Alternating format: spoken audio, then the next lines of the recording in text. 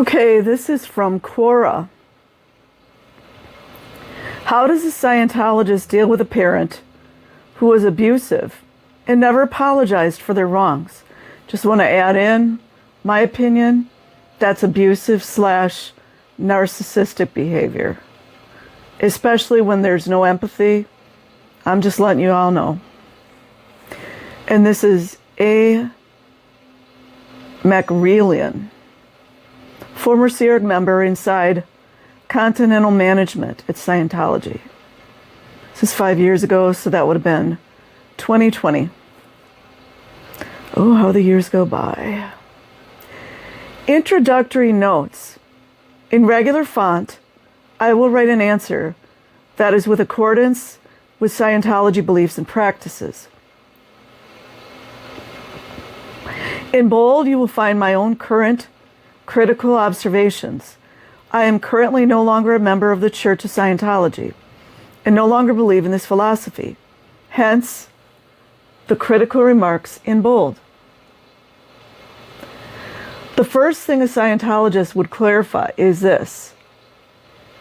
Is this parent still abusive, emotionally unresponsive, or somehow exerts a negative influence? Or is this all in the past? That's gaslighting, by the way. If all the negativity is in the past and the person has changed and is now a positive influence on your life, then you shouldn't go back and dwell on the past while talking to this parent. I just want to add in here that the things go on with the parents in Scientology and their children. I just want to let these more narcissistic parents know all the things that you did or did not do for your children, there are laws against it. So just stop already.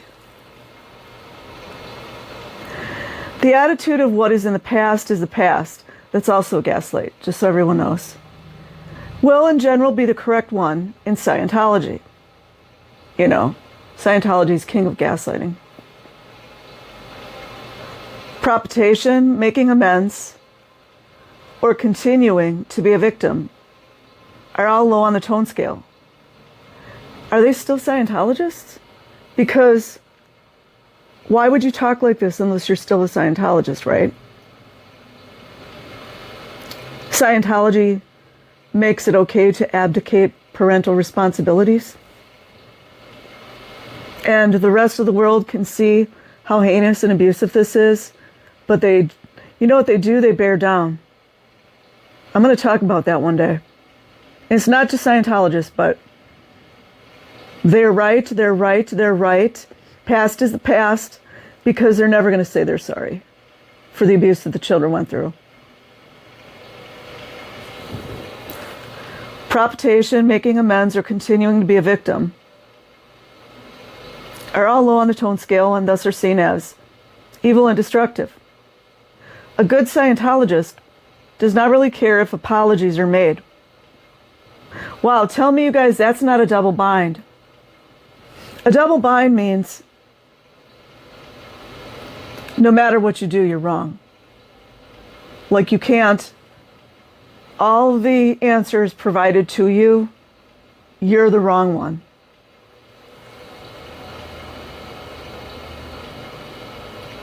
So what better system to have? Create a system that's abusing children and then make it that it's wrong or bad to apologize for the abuse that you did. So then the victim of the abuse, no matter what they do, they're wrong. It's a double bind.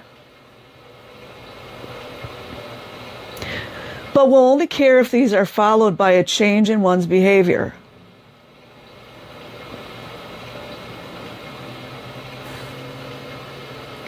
Well, me personally, as a never-in, I've not seen that either. But I do believe there are a lot of Scientology parents, excuse me, behind the scenes, or former Scientologists that have tried to make up for what abuses their children went through.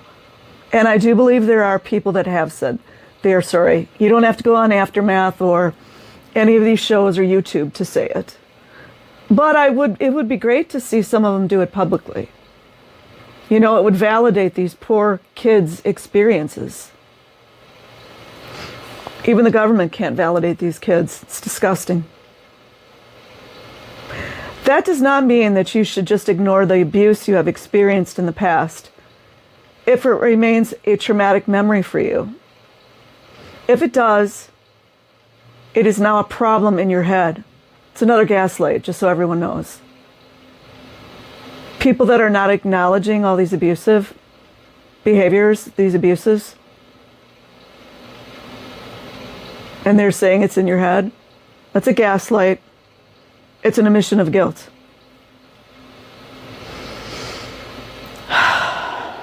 And you should deal with it through Scientology auditing, where you will probably be asked to describe the traumatic events in detail. It's a blackmail material. Trying to recall them many times over and over.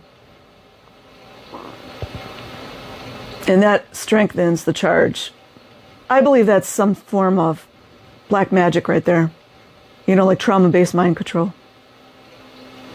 Many times over and over, to a point where you will come to terms with what happened and will no longer feel negative emotions about it. You know what? That makes sense to me. But I do think they're also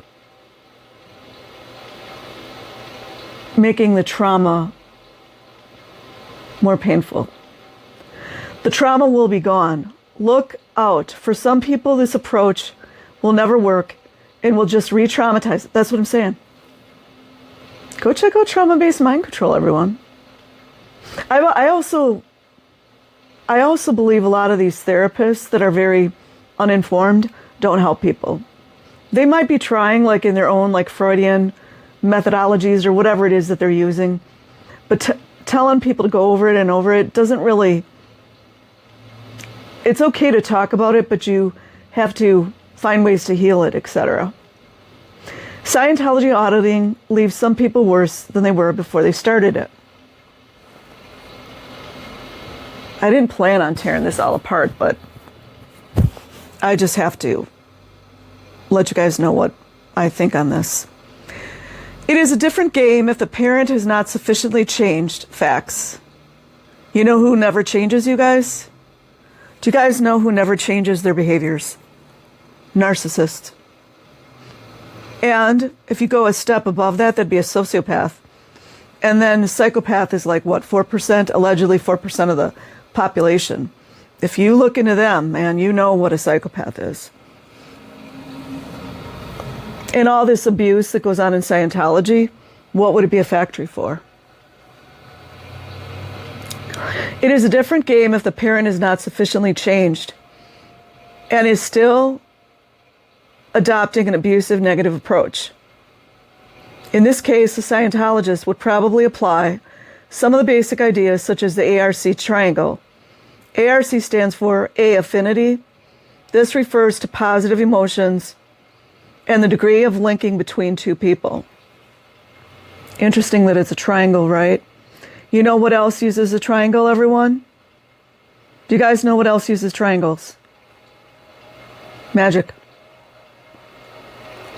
R for reality. This refers to a common view of the world.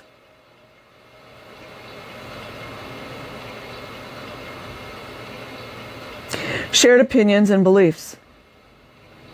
I mean, doesn't reality depend on your interpretation, your perception of reality? That's why I talk about, like, I totally respect people having their own beliefs. I don't have any problem whatsoever. In fact, I admire a lot of people with various types of beliefs because at least they believe in something.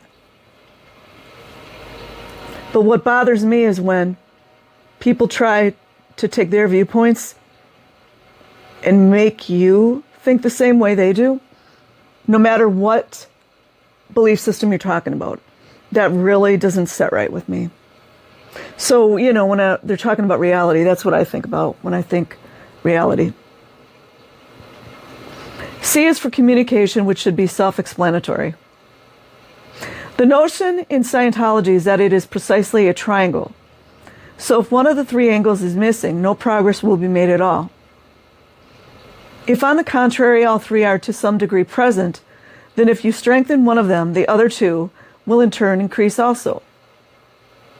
To be honest, this is one of the better and more common sense ideas of Scientology and tends to work when used in moderation and with understanding of its limitations. So the Scientologist would approach the parent with a positive attitude and affinity. I know I'm tearing this apart, I'm sorry you guys, but that to me, so if a parent Scientologist who's trying to deal with a child that was abused either by themselves or other people want to use positive attitude and affinity, let's go back. I want to see what affinity is. Affinity is like linking between two people. It's kind of like, oh, it wasn't a big deal. You know what I mean? He or she would then refer to some common experiences and shared beliefs to establish a common understanding and view of the past difficult situations. I find this interesting, too, that this is all Scientology talk. So aren't we talking about people that are no longer in? But, maybe she's concentrating on in, so that's okay. One would then continue communication with the parent. It would be important not to invalidate or evaluate what the other person says. This comes from a different part of Scientology than the ARC triangle, but it would be used here. This means that if, for example, the parent would say, well, I had beaten you because I wanted you to be a better student, the wrong reaction would be to say, no, that's bullshit. Or, but I had good grades. Or, that is a wrong approach and it never worked on anyone.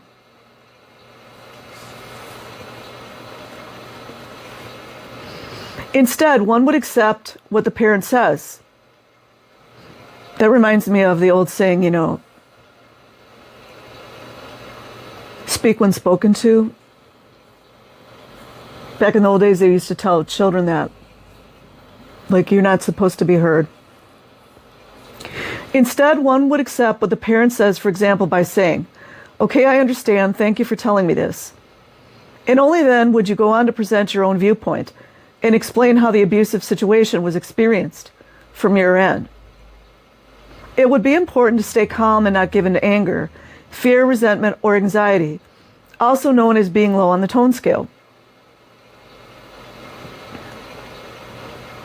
Using these methods should at least help build a more open relationship with better communication between you and your parent, and hopefully should cause the parent to understand your viewpoint, and in turn adopt a positive, non-abusive attitude. If all this appears to fail, then a Scientologist would come to the conclusion that a third party is involved. Within Scientology, it is assumed that seemingly unsolvable conflicts, like when apparently very good communication has nevertheless failed, happen only if there is a third party that is secretly prodding both of the antagonistic parties into further conflict. The Scientologist would try to think of someone who might be doing this. Perhaps it would be a sibling or the parent's new spouse. Here's where a degree of paranoia that is inherent to Scientology will creep in. If there was no clear third-party involvement found, and the parent remains abusive despite your best attempts at ARC, then a Scientologist would probably just keep his or her distance and try to avoid close interaction with the parent. The Scientologist might even decide that the parent is a suppressive person, akin to what in real psychology one would call an antisocial person or sociopath. And it's simply not worth trying to help this parent or interacting with him or her. It reminds me what I was talking about, you guys. Don't engage. Final note, I am assuming there is no open criticism of Scientology coming from the parent. If there is, it becomes a different kettle of fish. In that case, this would probably lead to a destructive practice called disconnection, where the parent will be spuriously declared a suppressive person. The child and parent are then expected to cut all ties with one another.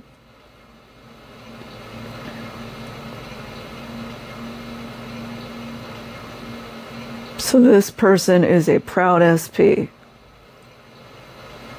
I want to be called an SP, you guys.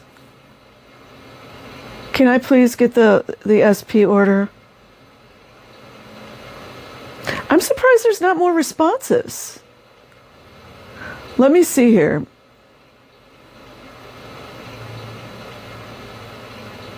I don't go on Quora very much.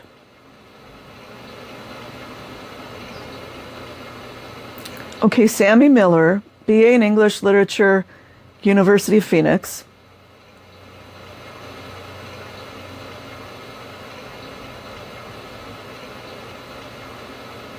Well, even though this is not exactly, it's related, I'm going to read it.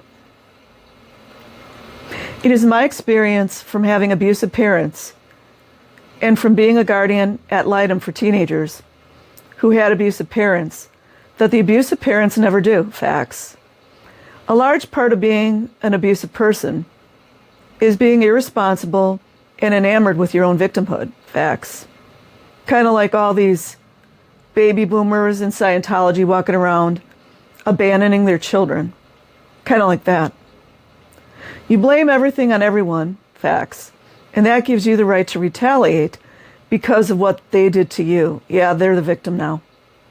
This rationalization protects the abuser from having to acknowledge the abuse. Facts.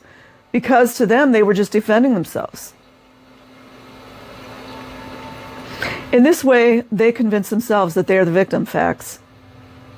Most abusers I have asked about their abusive behavior have become deeply angry at any implication that they were the bad guy in the situation. In their eyes, they were just fighting back. Narcissist.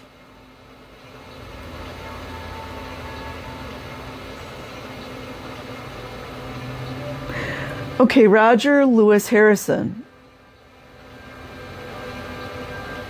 Member since 1971.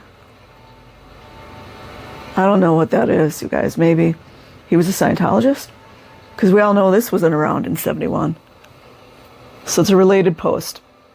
How should an adult Scientologist deal with a parent who constantly devalues them and is antagonistic no matter what they do? I say, I don't mean to laugh, you guys, because I know it's painful. Don't engage, man. It's a freaking lost cause with these folks. They didn't do anything wrong. They're perfect. They're the best of the they're the best of the best. They're a prestigious executive, and they're always telling everyone what their post was and how important they were.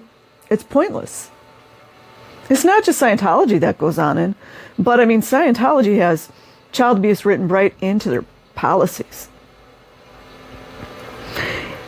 It's not a good idea to associate a lot with people who make you feel less. Facts. Often after being around such people, one becomes more depressed and uncertain. Yeah, they like to minimize you, devalue you, invalidate you. That's what they do. However, it's generally, though not always, a good idea to not totally I don't believe this. To not totally disconnect from family. I don't agree with that. See, yeah. You guys, I do not agree with that at all. After all, you only have one set of parents. Yeah, so if they're abusers, they can fuck off. It's my opinion. To me, is not good advice. I'm not going to read it, you guys, because I don't agree with it. Sorry.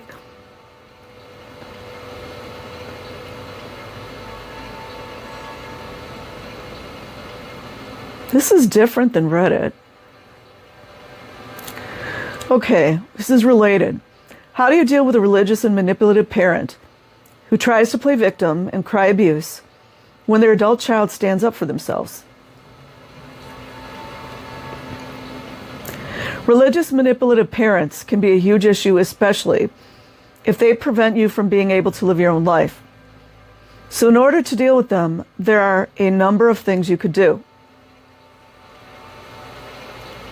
1, set boundaries.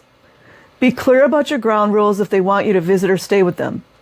Make it clear to them that you will only maintain contact with them if they adhere to those conditions. If you got a really abusive, narcissistic person, they will never, ever follow your boundaries, ever. If they do, then that's a sign they're not narcissistic. And in case they don't, they might lose you forever. Be firm about it and do not let yourself melt at the act they pull in order to get you to forget about it. If you want your life and they want you to be in it, then they will have to respect your wishes. And if they don't, then they aren't worth your time. Facts. 2, restrict contact. Even if they do end up following your boundaries, be clear about how frequent you will visit or call. And don't overdo it. Talk and meet with them the number of times you promised, but not more than that. Even if they try to reach you, don't try to explain to them why you can't. That's called trying to break your boundaries. But simply remind them of your original agreement. 3, don't let yourself get reeled in. Manipulation is a strong influence you can have over other people. It can make you feel miserable or exhilarated, depending on the manipulator. All the fervor you guys see and the like massive love bombing, that's when you feel exhilarated. So really watch that. So be careful that they don't try to bring you back. They can remind you of childhood times when they did so much for you. That's a guilt. Or the few good memories you have to make you feel longing, so you rush back to them.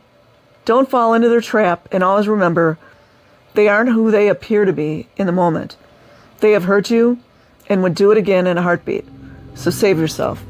In that case, you guys, I would just say don't engage.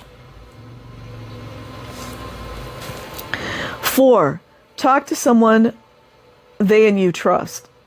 If you don't want to distance yourself from them since they are dependent on you or something, then have a mediator or counselor to resolve issues.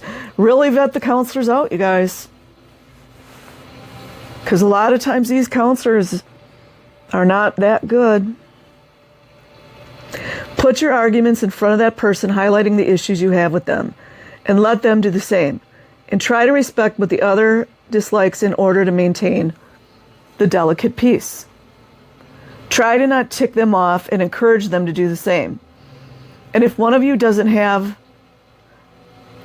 have a set penalty that they will pay each time, people often perform well if it's a competition, so it might work well. 5, do not validate them. Keep standing up for yourself. I can't help but think of Jenna. Jenna's going in, you guys. I highly support Jenna Miscavige. No matter what you choose to do, reconcile or part, don't let them tell you they are right, because they aren't. A parent isn't supposed to act that way, and if they do, there's no reason for you to justify their actions. Keep fighting for what you believe, and eventually they will have to come to terms with that. And if they don't, they will only end up losing you, which will be their greatest regret. Well, I mean, if they're narcissistic, they won't regret it. They'll turn around and blame you for it. Keep on battling no matter how tough things get, because if you have survived for that long there, then you can do it for a little longer. And someday things will change for the better.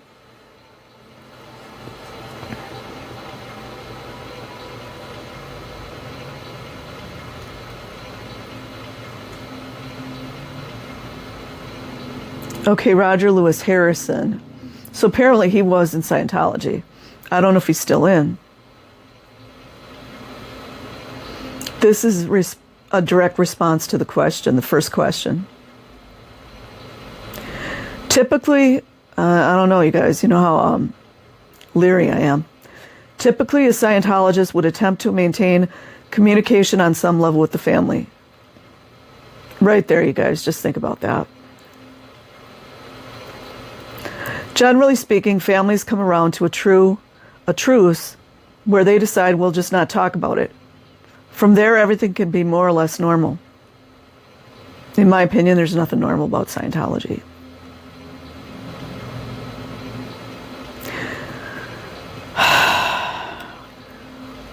This is hard to read.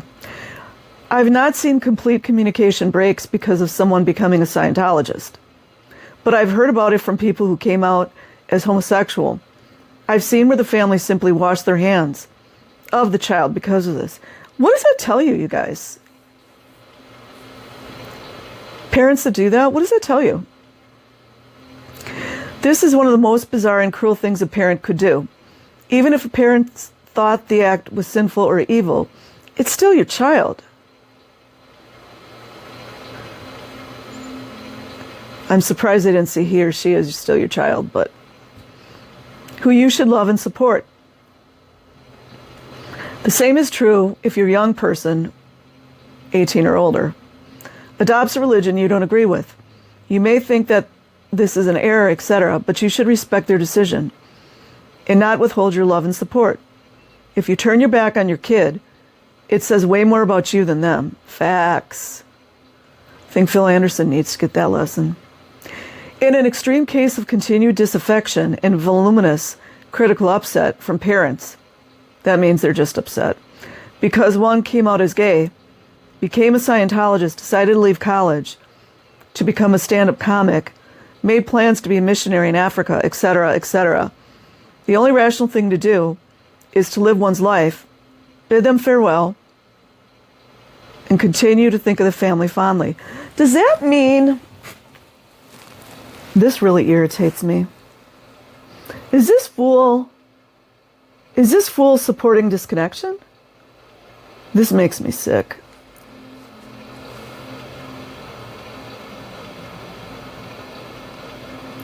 I mean, he said some good things, but